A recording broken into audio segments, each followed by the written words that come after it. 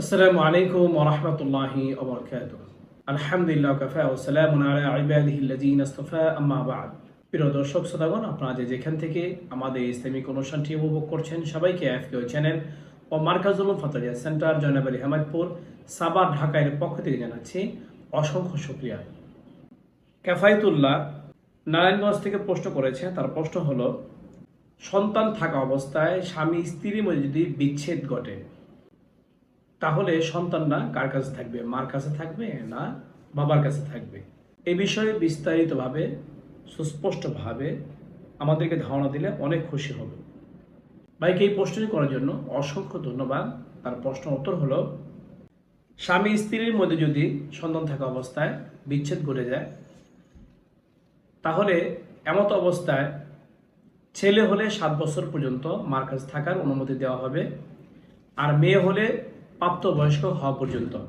আর ছেলের ক্ষেত্রে 7 বছর আর মেয়ের ক্ষেত্রে প্রাপ্তবয়স্ক হওয়ার পর এই দুইজনকে স্বাধীনতা দেওয়া হবে।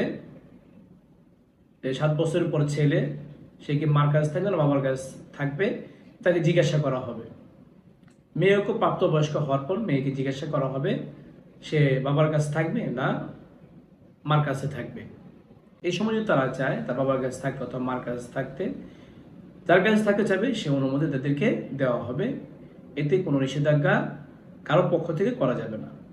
উল্লেখ্য যে উভয় ক্ষেত্রেই ছেলে এবং মেয়ের ভরণ পোষণ বাবাকেই দিতে হবে, কেননা জন্মদাতা হচ্ছে বাবা। এই জন্য বাবাকেই দিতে হবে। বাবাকে দিতে হবে কতদিন পর্যন্ত? ছেলে প্রাপ্তবয়স্ক হওয়া পর্যন্ত আর মেয়ে বিয়ে হওয়া পর্যন্ত। মেয়ের বিয়ের পর যদি বাবাকে সে কাছে টানতে না চায়, তার কাছে থাকতে না চায়, তখন আর মেয়ের ভরণ পোষণ বাবাকে দেওয়া জরুরি নয়, কেন তখন স্বামীর উপর দায়িত্ব, সে অর্পিত দায়িত্ব স্বামী পালন করবে।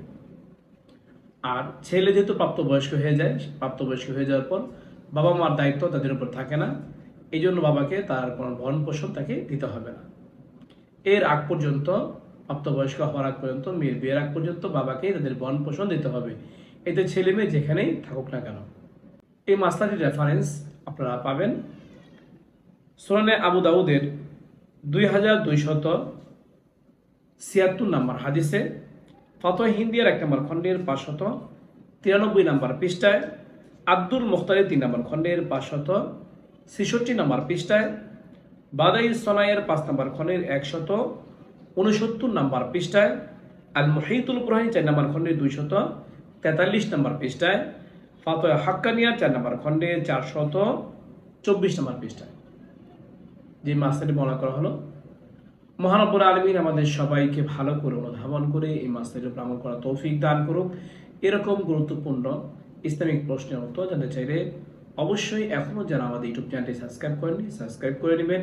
আমাদের ভিডিওটি ভালো লাগলে লাইক ও শেয়ার করবেন। তাছাড়া আপনাদের কোনো প্রশ্ন থাকলে ইউটিউব কমেন্ট বক্সে প্রশ্ন করতে পারেন। এর পাশাপাশি আমাদের একটি এফকিউ নামে ফেসবুক পেজ রয়েছে, সেখানে গিয়ে ফলো লাইক দিয়ে আমাদের পাশেই থাকতে পারবেন।